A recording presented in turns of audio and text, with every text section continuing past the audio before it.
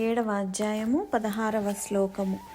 చతుర్విధా భజంతే మాం జనా సుకృతినోర్జున అర్థో జిజ్ఞాసురర్థార్థీ జ్ఞానీ చ భరతర్షభ.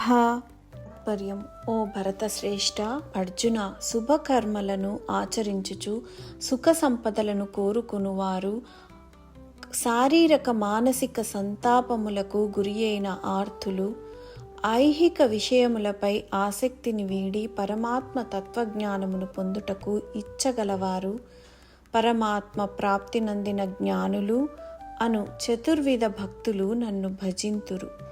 వివరణ: పవిత్రులుగా ఉండే వ్యక్తులు, మంచి పనులు చేసేవారు నా ఆశ్రయానికి వచ్చే నా భక్తులు ఇలా అంటారు: నన్ను తెలుసుకోవడానికి అందరూ నా ఆశ్రయానికి వస్తారని శ్రీ భగవానుడు అంటున్నారు. కొంతమంది తమ కోరికల కోసం నా ఆశ్రయానికి వస్తారు.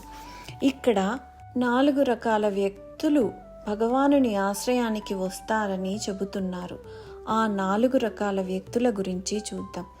మొదటిది ఆర్ధత. ఒక వ్యక్తి ఒక పెద్ద సమస్యలో చిక్కుకొని ఇప్పుడు దేవుడు మాత్రమే తనను రక్షించగలడని భావించినప్పుడు అతను శ్రీ భగవాన్ వద్దకు వచ్చి బాధతో కేకలు వేస్తాడు. ద్రౌపది బట్టలు చిరిగిపోయాయి. ఆమె తన భర్తల వైపు చూసింది. వారు ఏమీ చేయడం లేదని ఆమెకు అనిపించినప్పుడు ఇప్పుడు శ్రీ భగవానుడు మాత్రమే తనను రక్షించగలడని ద్రౌపది భావించింది. బాధతో ఆమె శ్రీ భగవానుడిని పిలిచింది. ఒక వ్యక్తి కష్టాల్లో ఉన్నప్పుడు అతడు దేవుడిని గుర్తించుకొని దేవుడిని పిలుస్తాడు. రెండవది జిజ్ఞాసు.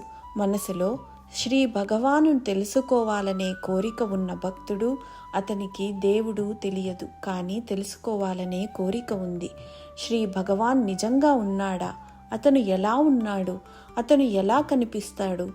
అతను తన ఉత్సుకతను తీర్చుకోవడానికి ప్రయత్నిస్తాడు. అతను శ్రీ భగవాన్ వద్దకు వస్తాడు, ఎందుకంటే అతన్ని తెలుసుకుంటాడు.